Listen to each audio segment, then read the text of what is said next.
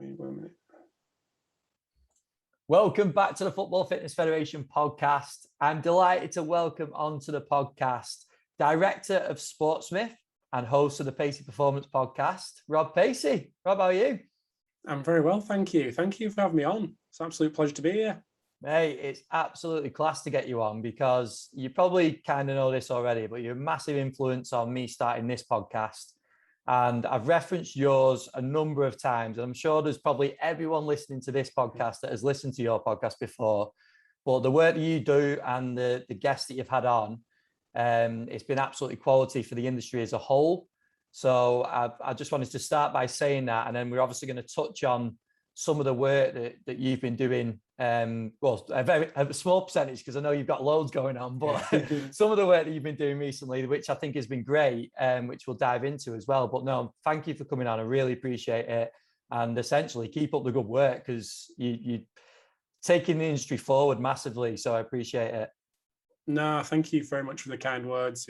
I didn't pay you for that, so thank you. Appreciate it. Probably should have done more. No, that's class. Well, I've said that obviously a lot of the listeners probably have listened to your podcast, but I was thinking before, I wonder how many people, and I know you've mentioned it in yours, but know your full story. So do you want to take us through a bit of background to start with on yourself? Of course. It's something that only when asked, I will tell, but I like to keep myself kind of in the background and push other people forward. So apologies if I have spoken about this before somewhere people have listened and I'm just boring them to death. Now's the time to have a little fast forward. But so I always wanted to be a professional footballer. That was non-negotiable. That was going to happen. Got to 16, kind of hadn't happened. And I'd been on trial various different places. And the classic response I got was, "You're not better than what we've got." So that was a bit of a take that away and do nothing with it. Thank you very much. So I got to 16, ended up going back to school to do my A-levels. What did I do? Sport, history, graphic design, and biology. And then, love history, mad for history. So I finished off that year and ended up going to Scunthorpe during that year, not telling anyone. And I used to go in the school holidays and just used to train with the youth team, with the YTs at the time. And then at the end of that year, or towards the end of that year, Doncaster Rovers was setting up their academy again because they'd got relegated a few years before and then promoted again. So the club had got into all sorts of problems. And then they started a youth academy. And I got a trial through a friend of a friend of a friend, and as I was playing at a reserve level of like tier, 10 or something. So I got a trial, a 6-week trial, lasted about 15 weeks and still not signed me. And it got to November and I'm playing the youth team against Scunthorpe and York and in this kind of pro academy, but they were reluctant to sign anyone by the sounds of it. Anyway, we all got signed at the same time, November. And I played there for the next 2 years, then ended up getting a pro contract. And ironically, this just sums football up. It really does. So I was the captain throughout the 2 years. So I was one of the 4 that got a contract. So I thought, like, I'm in a decent position here. And we were all on £45 a week. Brutal. £45 a week, which is fine. Like, you do what you got to do. Then we got offered £150 a week. Wowza. So you're on serious cash. And because they delayed my contract signing the 2 years previous, when it came to the summer to get a contract, the pro contract, and sign it, they were like, "We don't want you to sign it because you've got until November." And I was like, "So I'm going to stay on £45 a week and more until November?" They were like, "Yeah." So they wouldn't even bump me up because they were still getting the 45 quid from the football league to pay for my wages. So I ended up, I was training with the first team every day on 45 quid because they didn't want to bump me up to 150. And that probably sums it up, really, and what we're going to chat about in the future in a little bit as well. Anyway, didn't last long, got released at the end of that year, went to play semi-pro football down at Telford, played at Alfreton, kind of Conference North level, and then kind of gradually filtered my way back close to home and down as well, down the leagues. and went to university, did my sports science degree through the PFA. And the PFA, I'll say this every time when I talk about it, the PFA is superb when it comes to looking after ex-pros, ex-players. Yeah. Especially ones who have obviously fallen out of the game because they weren't good enough like me. And ended up going to Manchester Met, did my sports science degree over 5 years. At the same time, coaching kids in primary schools, doing PE lessons and after school clubs and things like that across Yorkshire and pretty much just Yorkshire. And with the aim of kind of going back to a football club in some capacity, because I wanted to be in that environment. I didn't want to particularly be in a school. I wanted to be in that environment. If I couldn't be a player, I wanted to be something else. I wasn't quite sure what that was, whether it was going to be a technical coach or sports scientist. Not that I particularly knew what that was, even just doing a sports science degree. Come to the end of that, and 1 year previous to me finishing, 1 year prior to me finishing, I had wanted to get an internship and had applied for a couple. I think went down at West Ham for randomly. Didn't get it, and then ended up speaking to a lad who I went to school with, who ended up playing for Doncaster, and he said, "I'll get in touch with the fitness coach, Donny." Got in touch with him. Ended up back at the club 1 day a week, just helping out. It wasn't an internship. I took a day off work every week, dropped my days down, lost a bit of cash on the from my kind of teaching job, and just was doing piss tests and looking at heart rate traces and I don't know, collecting balls and speaking to players and collecting RPEs and things. And then at the end of that year, the academy guy left, and I kind of filled his position. And I remember the guy, it was Ross Burberry, who I worked with at Doncaster, and he rung me up and said, "I've got a position." And I was like, "I haven't even done anything. Like, I haven't finished my degree yet." And he's like, "I've already spoke to the assistant manager and the manager. They don't care that you've not got your degree yet. We'll get you in. You can learn off me, and we'll go from there." So that was me for the next 3 years at Doncaster through various different managers, which is just crazy. Ended up with Paul Dickov, but before that was Dean Saunders, which anyone that's listened to Dean on TalkSport or anything like that knows he's an absolute nutcase. And during that year, I was playing semi-pro football, like quite far down the league. But I played in the reserve. I played in the reserve to Doncaster. At the same time, I was working with the academy because they were one short. They were centre back short, and the assistant manager knocked on my door and said, "Have you got your boots? Got your boots and shin pads?" I said, "Yeah, I've got trained tonight." He's like, "You're not trained tonight. You're playing for us against Sheffield Wednesday at 2." So I'm going to Sheffield Wednesday's training ground with the balls and the drinks and hydration, all that kind of stuff, sorting the lads out before, but getting changed myself. Ended up coming on for the last 20 minutes. Oh, Jesus, that kind of summed up the time under Dean. But ended up leaving, going to Huddersfield University, working with their athletes, and then ended up going to Catapult. And I enjoyed the commercial side of the podcast, getting sponsors and whatnot, and thought that role could help me out with my kind of business head. But the podcast and the connections that I'd got with that could also help out a role at Catapult or someone like Catapult. And was there a couple of years, and then left in December 17 to just put more energy and time into the podcast and try to build that out. And here we are, 4 years later, self-employed, got a few other things going on as well, consultancy roles and whatnot. And then 2 weeks ago launched SportSmith, which is the rebrand of Strength of Science and the new home of the Pacey Performance podcast, and lots of other good stuff.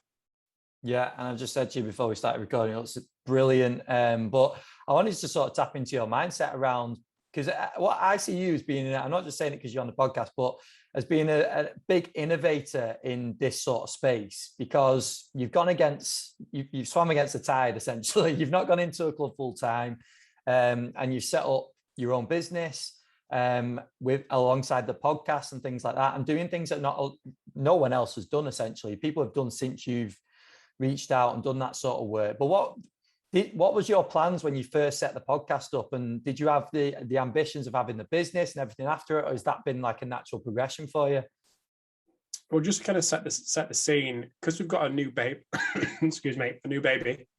There's obviously been discussions around what I was like as a baby. And I was that kid who did the stuff that you've just said about going against the grain. If mum said something was white, I would say it was black, and vice versa. And I think that's always been me, really, just not trying for the sake of it, but always just not wanting to be in the crowd and wanting to do something different. And setting up the podcast was very selfish. That was in 2013, end of 2013. And I wanted another job. I wanted to get out of Doncaster, and I knew that I needed a network, and I didn't have one. And the podcast was going to be my vehicle out of the club on £12,500 doing 60 hours a week. And that was going to be my get out. And quickly realized that it wasn't going to be the get out, but it was going to do something bigger than that. Yeah. I never had any ambitions of making money. Didn't think it was possible. Didn't even cross my mind. It was just a thing that I enjoyed doing. And I was building this network, and people were listening and people were enjoying it, getting some good feedback. And then I had a chat with a few people who were a lot more business savvy than I was, and just said, look, you could monetize this with sponsors. And that got the wheels turning. Then obviously joined Catapult and saw the commercial side of the industry. Yeah. And went from there, really. And the thing that I wanted was based on what I had with my dad as a kid, because he was self-employed from when I was about 10. Every football match, like primary school, if it was just after school at 2:30, 3 o'clock, he was there. He was the only parent there. Yeah. Used to go at athletics at high school. It was a 2 p.m. meet, and he'd be there again, only parent there. And if this is obviously come to fruition because we've now got a daughter of our own, but that was always the aim, to be able to be flexible. And the key word that I always spoke about to my wife was freedom. Yeah. And it gets banded around a lot with this financial freedom bandwagon, but I just wanted the ability to pick my kids up from school, pick them up on an evening, take them on a morning, and just being a little bit more in charge of when I worked. I knew that I worked best on a morning. So pre-baby, I'd be up at 6 and I'd be at the computer by 6:30, getting stuff done early doors, knowing that in the afternoon, we could have a couple of hours off, or I could have a couple of hours off and kind of do what I wanted to do. Ironically, that never happened because there's always stuff to do. So you just work straight through, but that was my choice to do that. So that was always the aim, was to have a little bit more freedom. And again, leaving Catapult in December 17 was not giving me that freedom. It did give me some freedom because although the office was in Leeds, I was working from home, which was revolutionary at the time, obviously not anymore. Yeah. But I was always tied to the expectation of being on my phone from 9 till 5 or longer most of the time. So yeah, that was the aim, and the only way to get out of that was to be a little bit more in control of my own destiny. Yeah, class.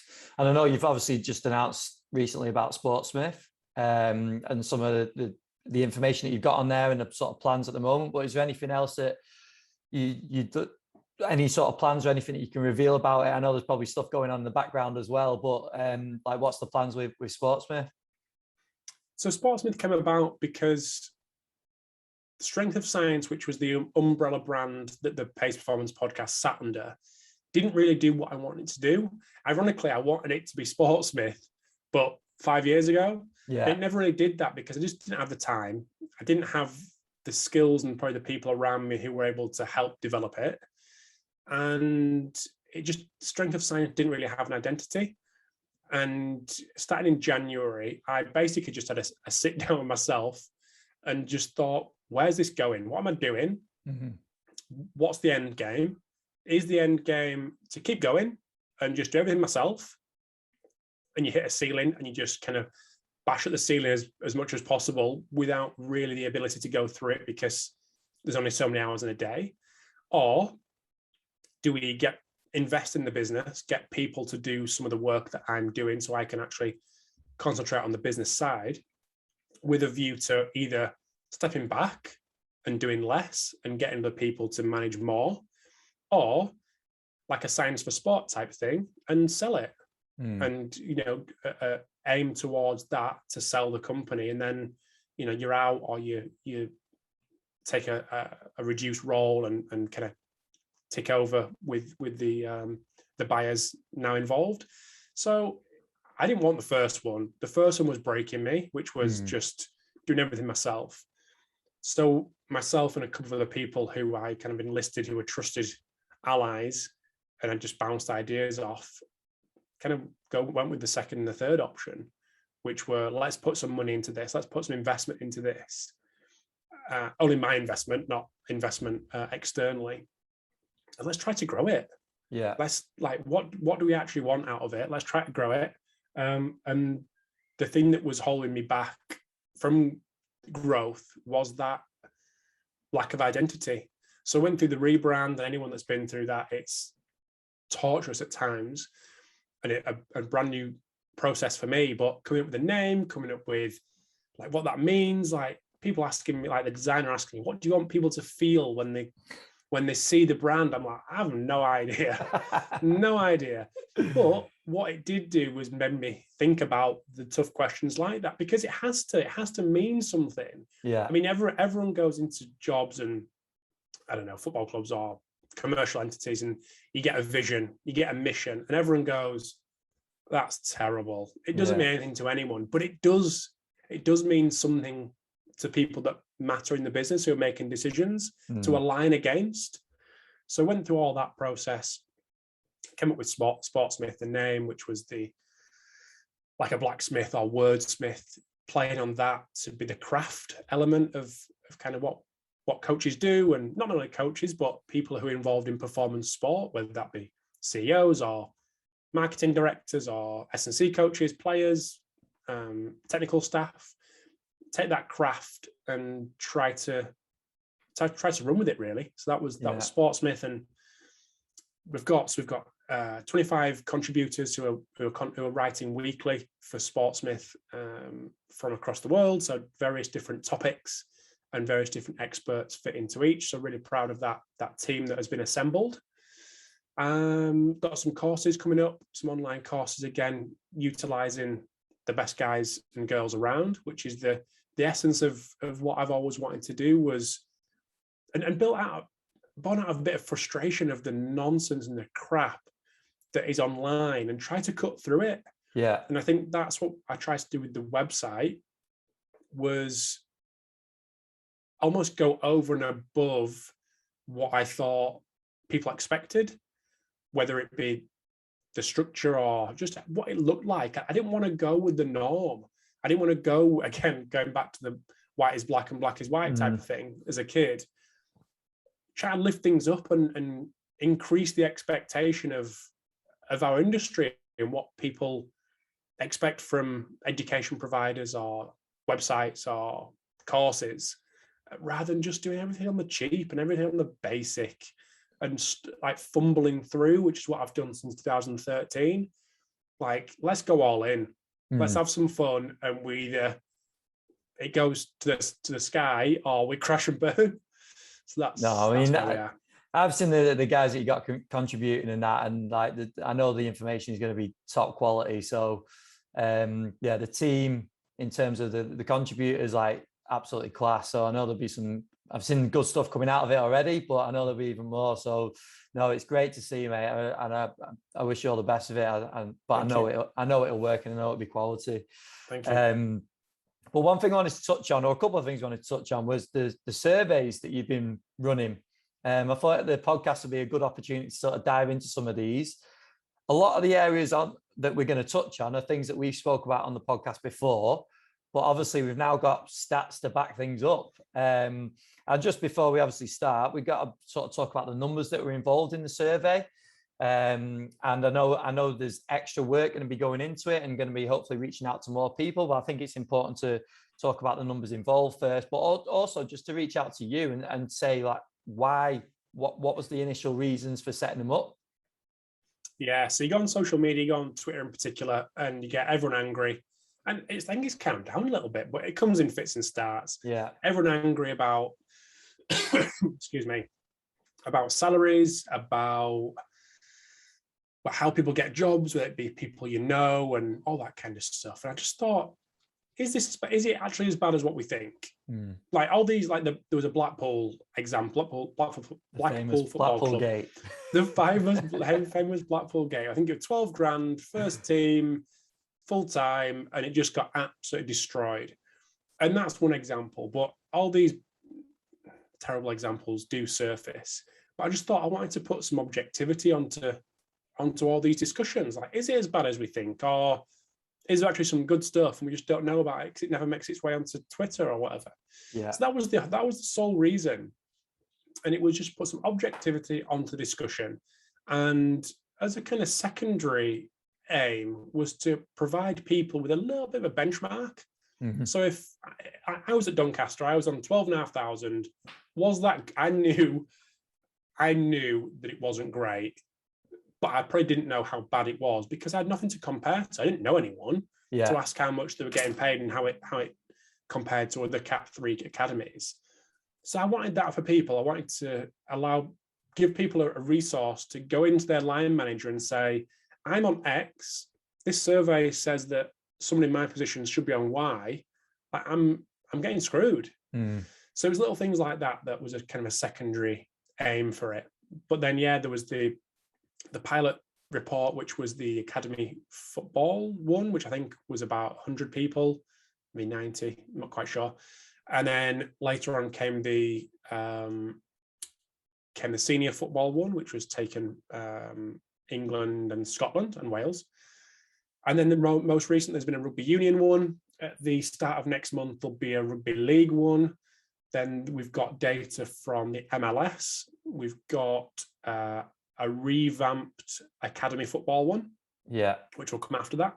And then we're going to do ones in various different sports. And then the aim with it is to compare the lot. So compare against different sports and give a bit of a roundup of that. And then look at different roles, physios, analysts, and just get a bit of a better picture of what employment's like out there for people in performance sport.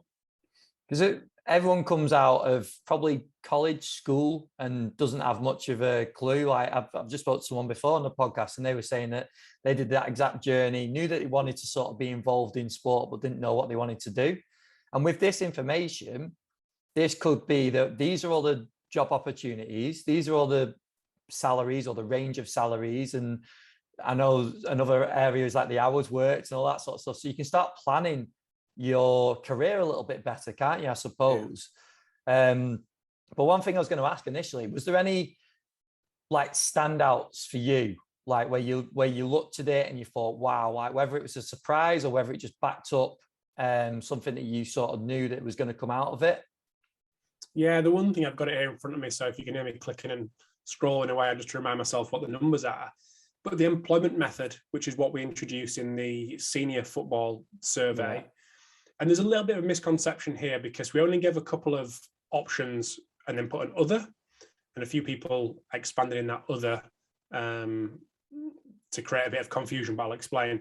So 38% of people in British senior football, got their role from a recommendation in a job that was not publicly available. Didn't have a publicly available job advert. So 38%, so over a third were on recommendations, which I kind of knew anyway. We all know, but it was nice to have a number on it, and I think that potentially shocked a few people.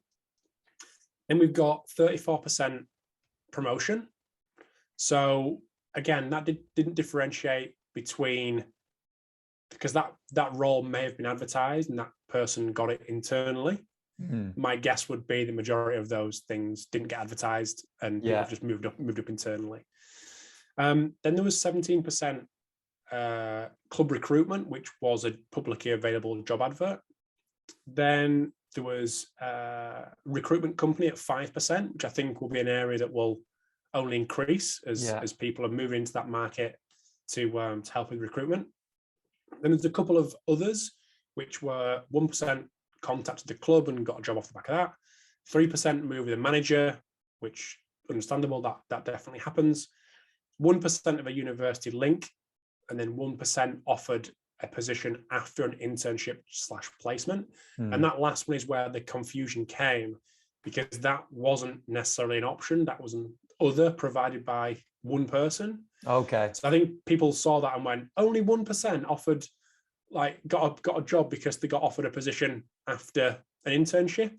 Yeah. Well, no, but that could have filtered into promotion as well. So again, we've tried to play around with that for the next survey, so it's not as ambiguous on the next one. Yeah, that was something I pointed out straight away, because the couple of ones I think it's interesting, the 38% of recommendations, but the two I pointed out straight away were the internships. But that makes more sense now. But also the moving with the manager, I thought that would have probably been higher. Just thinking about staff moving together, and especially in senior football as well. Like I'd have thought that would have been higher, but that was a bit of a shock to me that was only at 3%. Yeah, one thing that we didn't get was any directors of. We only got heads of. So would anyone be like a head or below be moving with the manager? Probably heads would. Yeah, heads definitely would. But I think if we did get directors of, we'd probably seen more of them kind of them numbers go up. However, I presume we didn't get the kind of staff that will come from abroad with a manager, like the guy at Wolves. Used to be at Wolves. Nuno Espirito Santo brings his guy with him. He didn't fill in that survey.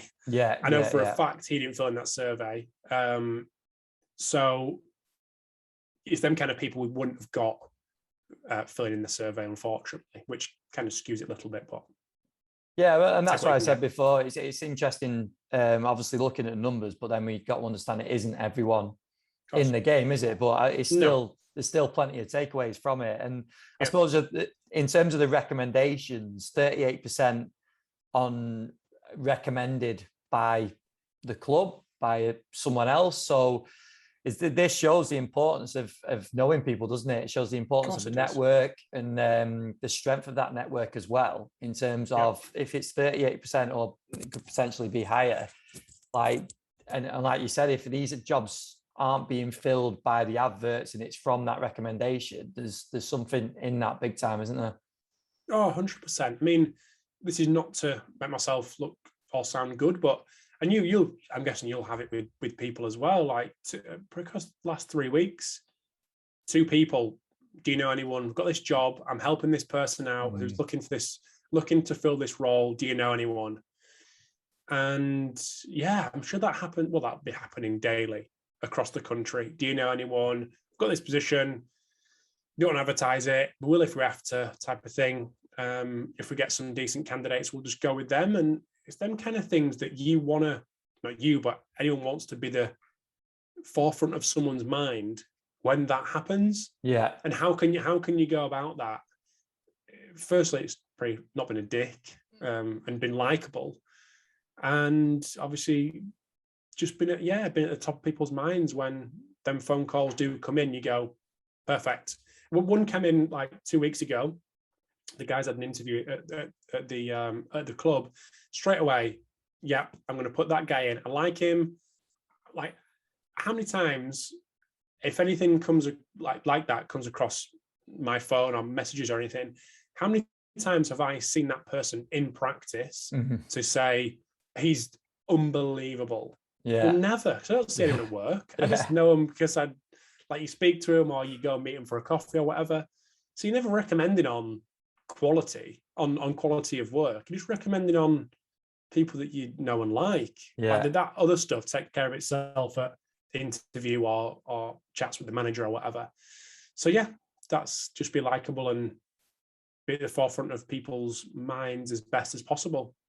Mike Boyle he'd go for a beer with you, doesn't he? And that's what I think a lot of people have got to focus on, like being that person that isn't a dick and that you can have a beer with. You mentioned 100%. It before as well about Ross, didn't you? When you said about the club offering you the role, when you said about not finishing the degree and all the rest of it, and then still going ahead with it. And that's what the other thing I was going to bring up about the 57% no accreditation. Yeah. Which is really interesting, because I think that sort of ties into that why are clubs hiring who they're hiring? Are they hiring it off qualifications? Are they hiring it off experience? Are they hiring it off the personal? And I know I'm not asking you this to answer it, but it's just an interesting area, isn't it? That like, are we focusing our energy on the right areas to get ourselves positions? Yeah, I think it's an interesting one. I mean, I think so. 57% don't have any accreditation in football. Let me remind myself what it's like in rugby union. So Which you'd think just under would be half. higher, wouldn't you? Oh, so they're lower. Just under half. Wow. Yes.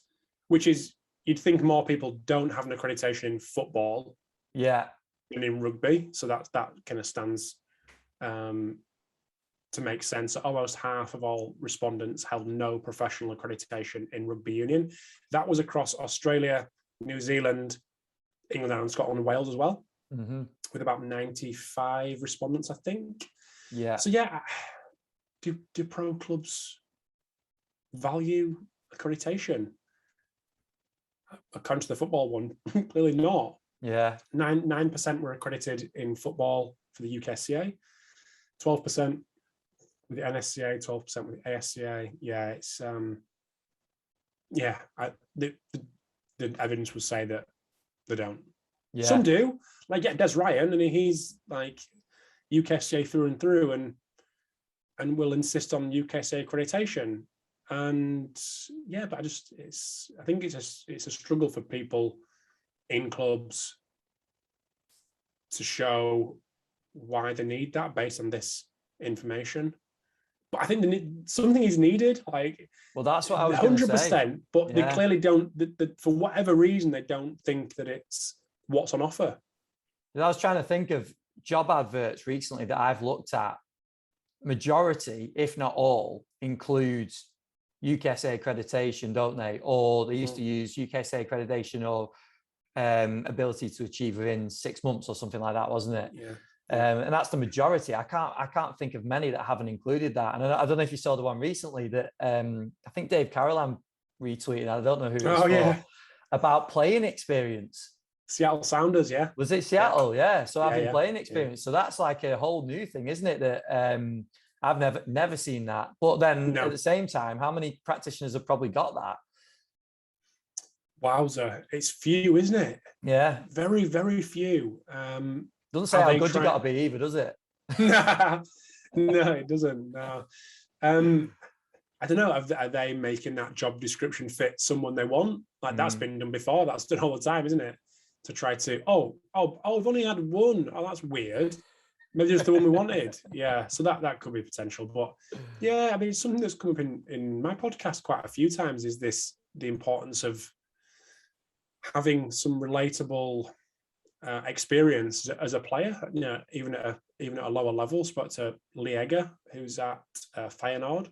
He used to play semi-pro, and he was talking about how vital he thought that experience for him was in terms of being able to relate to players, and even just a rehab session, for example. Like at Donny, I always used to be wheeled out for the rehab sessions.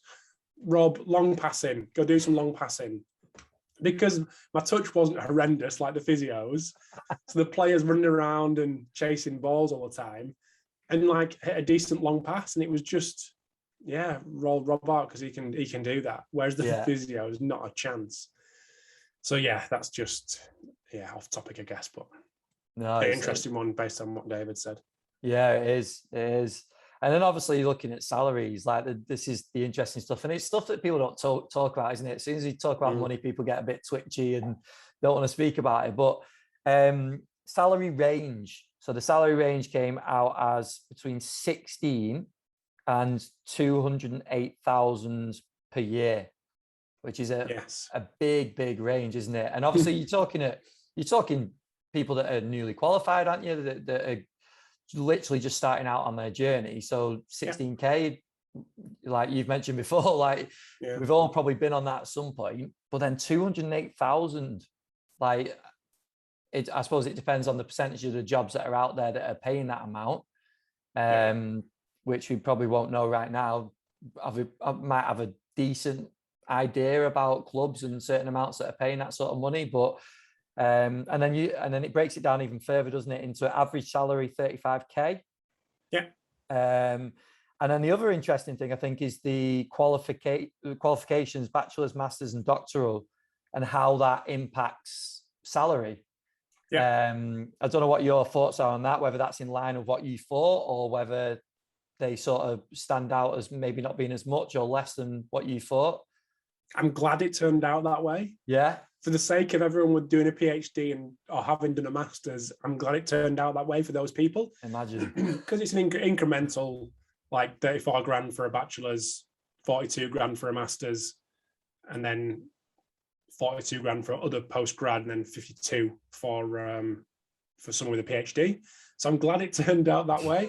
A bit embarrassing if the doctoral ones are paid less than the rest, but yeah, I suppose that's kind of what I would have thought. There was only one at 208. So in the analysis, that was taken out at points when we're trying to not skew things. Yeah. And there was two people at 125k. So them two do drag things up, which is why we've removed them at points and made a note of where those have been removed. Yeah. I would suggest that the 208 is someone that's moved with the manager. Again, we didn't get any directors of, so if there were, I would have guessed if that would have been more of that type of salary, but we didn't, so we're kind of down that majority, down that 50 grand or below level. I thought it was better. I thought it was better than the majority of people would have expected. So average mean salary, like you say, across the 130 respondents was 35k. Yeah, I think personally, I think that's better than what people thought, and that's exactly why I wanted to do it. Yeah, because it puts a number on. Maybe it doesn't fit people's narrative, doesn't fit people's anger. Like maybe that just isn't. This doesn't give people the ammunition they need to tell everyone else that everything's terrible, and that's unfortunate for them people. But I think it does objectify some of them discussions, hopefully. But it's also, we can get caught in a trap of complaining about something that we generally know what we're working towards, don't we? Like if someone's if we know that the average salary is 35k, and then you get to earn 35k and you complain about earning 35k, well, you pretty much knew that was what you were working towards anyway. Yep. So are there other things that you can do to change that? Yes, probably. So I suppose it's just giving people a bit more. This is why I think it's going to be really beneficial for people, because especially people going through university, or even, like I said, even earlier, that know they want to be involved in sport in some way, shape or form. If you're creating all this information for S&Cs, for sports scientists, for physios, for therapists, like there's a lot of things that you can sort of visualize and see, isn't there? Whereas now or previously, there hasn't been that. And we've been going into it a little bit blind. Yeah, 100%. I mean, you go into any university and on the prospectus for the sports department or sports science degree is the one person in the last 10 years that's come through and works at the local club. Yeah. And they're paraded around as if they're like gods, probably not for their own want, but for the university's want. And people get roped into thinking there's jobs out there. And there's some jobs, of course there are. But will universities put this kind of information out to prospective students? Probably not, because it probably doesn't tell the story that they want to tell. But another thing that we did in the latest survey, and like I said before, what I want to do is create all these different sports, all these different roles, and then compare against them all. So I'm conscious of adding new stuff, but new stuff does help. I think it helps paint the picture. And one new question that we added in for the next one, which is a revamp of the academy survey, which was the pilot one, was how many hours do you work in a typical week? And it should have been added in the previous one, but for whatever reason, it wasn't, because that leads to a nice, is it nice? Probably not. It's probably eye-catching more than nice story when you compare salaries to hours worked and then get an hourly rate, which may scare some people. But just like, I'll pick a few out. We've got how many respondents do we get for this one? About 135 respondents. We've got 60, loads of 50s, quite a few 55s, 60 to 80, 45 at best, 70 at worst. 60s, 60 plus, 60. And we have got some normal 35s and 40s. I'd be interested to see the average. I could probably do it here, but it'll kill it. So it's, I think that will probably shock a few people once we do the conversion to an hourly rate, because that may not look too favorable. And then that leads to like ethical issues around what these people are, how many hours these people are doing. And I know what the answer will be. Like other coaches are doing it, physios are doing it, and it's just a kind of accepted norm when you work in pro sport or you work in football. That's what you do. But I just want, and I think it's Nick Grantham that said, you go in with your eyes wide open. And this is just allowing people to go in with their eyes open wider, because it gives some information that they can work with. And they're not going in and in the first 2 weeks going, I'm working 60 hours. This is brutal. Like, this is the information. You knew that because the average weekly working week is 55 hours or 65 hours or whatever it turns out to be. So just providing information where people can go with their eyes wide open. I think it's probably a good way of them reflecting on what they actually do as well, because I bet there's people out there that do 60-hour weeks that probably don't even realize they do it. They just 100%. Feel like they do it because it's needed, or it's maybe frowned upon if you don't do that many hours or whatever. The whole productivity debate can come into it, can't it? Like, how productive are we being at a 60-hour week? Do we need to be there for 60 hours or can we cut it down? But I suppose there's more than just one person's influence that is going to affect that, isn't there? Yeah. I mean, I used to, when I was at Doncaster, it was always, we'd do 2 late days. So we'd do the Monday and the Wednesday. I'd do like, I don't know, 7:30 till 8:30, obviously 13 hours later, because the younger kids were in. And on a Tuesday and a Friday, if I was there at 3:00, they'd be banging on the coach would be banging on my window going, what are you still doing here? Yeah. Like, when you can take time, get away, do it. But I fear that there's probably not many of those people around, and there's more of the I'm here, so you're here type of thing. And I've spoken to people in NFL, like American football, where that's definitely the case. Like, if the coaches are still there, I can't leave. I've just got to be here. Yeah. Nothing to do, but I just can't go. Yeah. And I'm sure that's very similar in those sports, but it's pretty sad if people are doing these 70-hour weeks just because they're expected to, and then actually they could do it in 50 or 40. Yeah, and then the debate comes up with what you said before, and I'm obviously fully on the same page as you with it, that around family, freedom, like taking time back, being able to do things that you want to do. And I've always got the opinion of I don't want to have to be in any place at any certain time. Like, and if you can take that control back, and I know that's easier said being out of a club. But for me, when you're talking about those sorts of hours of a week, is that attractive? I don't know. It obviously is for some people because they do it. And maybe at some stage of their lives as well. But I do think it's really, really valuable to bring up this information and make it more aware to people. We've actually got an article coming out on SportSmith in a week or two.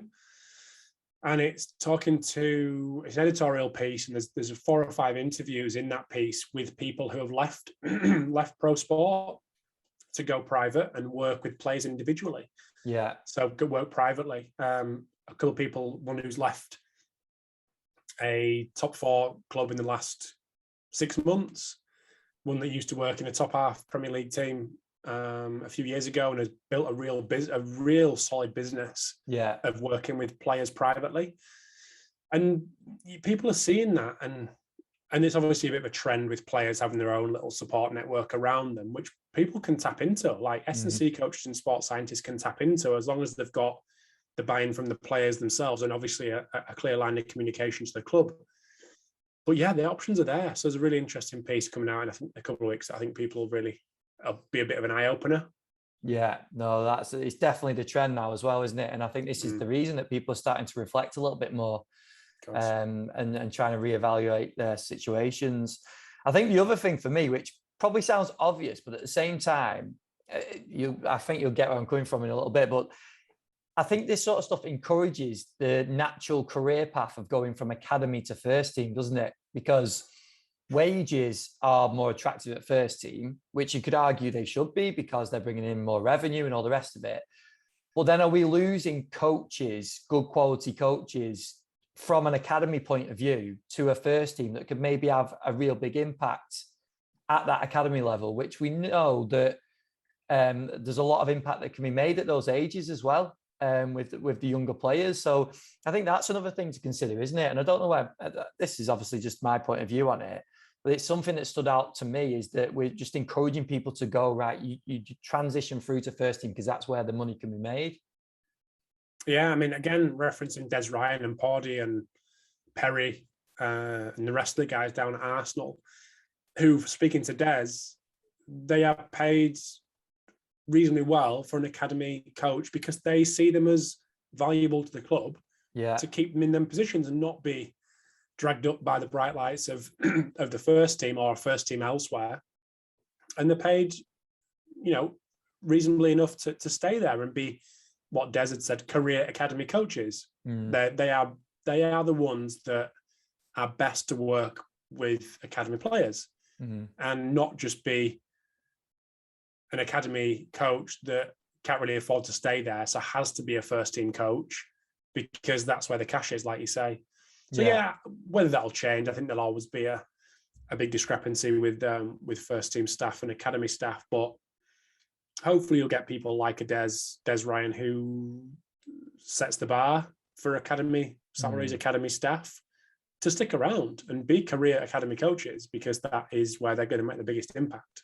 Yeah. And I suppose it depends on the club then and how much they value the academy, doesn't it? Because if you're going to be a club that doesn't put money into the academy and they don't really expect academy players to get through to first team, then they're not going to invest in it, are they? They're just going to go at first team level. But if it is, Arsenal are a good example because they've had players get through to first team recently, which I know Des has tweeted about, that they've literally gone through that process with those coaches, or that have moved on to other Premier League clubs and playing first team. So it's obviously showing the impact as well, isn't it?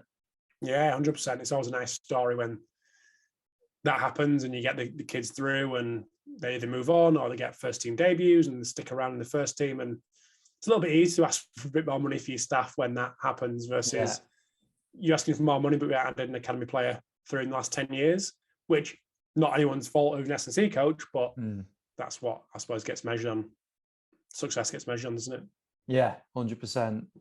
The other one, Rob, was 3% female practitioners. So yes, obviously we know that the amount of female practitioners involved, because this is just the men's game, isn't it? Correct. So there's a girls one coming out as well, which will be interesting. There's a girls one coming out for England and the US, so together. Yeah. So there's a bit easy comparison across US and England for the women's stuff. Yeah. Yeah. I mean, it is very interesting because when I've spoke to female coaches and some really, really top coaches as well that have had incredible CVs, there's hesitancy around applying for jobs in the male game. And that's a bit of a broad statement on some of the people and some of the experiences and conversations that I've had. But I don't think it should be the case. Like if a coach is good and they have aspirations of working in the men's game, it shouldn't really matter. But then is that going to change? Like, are we going to see big changes if this is repeated in 5-10 years time? Hopefully it does change. And it will be interesting to see how that changes. And also when that next one comes out, to see the percentages of male and female involved in the women's game as well. That will be interesting. Yeah, just a little scout through the academy one. I think there's 6 in the academy one, the new academy one. Yeah, 6 out of 135. Yeah.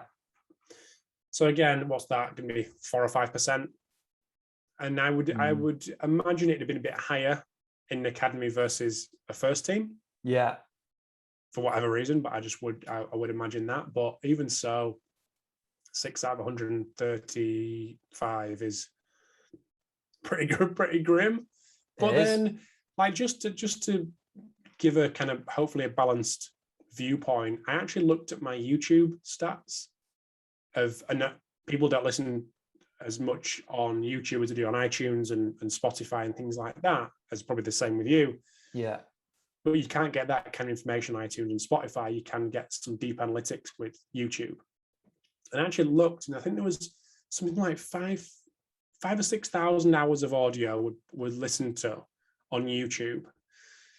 And I thought, I wonder who these people are. I'll put it to you. I'm not just put you on the spot here. But what percentage of those 5,000 to 6,000 hours of audio that was listened to, what percentage of those listens were from females versus males? What do you reckon? I'd say it would fall in line with what we're saying here. So I'd say majority males. It was less than 1% were female. Wow. Yeah. And I spoke to Aidan, not to chuck Aidan under the bus, but Aidan Oakley as well. And I think on his Rehabbing Sport webinars that are available for free on YouTube, I seem to think him saying his were about 1% as well. Yeah. So, yeah, it's a strange one. Like, I don't know. Maybe me and Aidan just don't come across in the right way for the female audience. I'm not quite sure. But, yeah, so that was just our stats on YouTube. I thought it was quite interesting. It is interesting because obviously that doesn't determine whether they're working in male or female sport either, does it? Because if you're doing a rehab webinar, that should cover, well, not even just football, it's multi-sports. It was all sorts, yeah. It was international. Yeah. It was various different sports. It was male and female presenters. It was, yeah. There you go. Yeah, no, it's interesting. I'd love to know what it'd be like for podcasts like yourselves, like mine, to get an idea of like who's listening for their own education. Is the females out there that are just looking at these reports and going, not for me, thank you. Yeah. And doing something else. I don't know. Well, I suppose if you do look at it from a female perspective and you see only 3%, are they then thinking, well, there's not opportunities? And does that put them off? And then we're taking everything else into account. If we start talking about 60-hour work weeks and all the rest of it, but this is the truth, isn't it? So I think it's really important to highlight. But yeah, it is very interesting. It'll be interesting as well to repeat it because I do see a bit of hopefully there's going to be more opportunities for females in the men's game. But so repeating it in 5, 10, 15 years time, it might look very different. Yeah. Hopefully that'll be the case. But we'll have to wait and see, won't we? Yeah, absolutely. I'll keep grafting for the next 15 years to see how it turns out. It's fine, Rob, this is, I think that the information that you're getting out there, not obviously getting into more sports and more statistics coming out is really, really valuable. And I know there's a lot of people that have looked into the survey already. And obviously with more numbers getting involved in it, I think it's going to be more beneficial for people. So I just thought it'd be really good to sort of highlight some of the things that stood out for me when I looked through it and just highlight those and have a good chat with yourself about it. So I appreciate you coming and doing it, mate. Pleasure to chat and go through it. And if anyone wants to see it and get hold of the reports, it's just sportsmith.co/reports. And there's pretty one every 6 weeks now for the foreseeable in various different sports. So people can get, and they're free, of course, people to download. Incredible. Well, mate, keep up the amazing work. I'll be keeping my eyes all over SportSmith because it looks incredible and listen to the podcast. So really appreciate everything that you do and for coming on the podcast as well. Cheers, Ben. Pleasure, mate. Good chat. Thanks, Rob.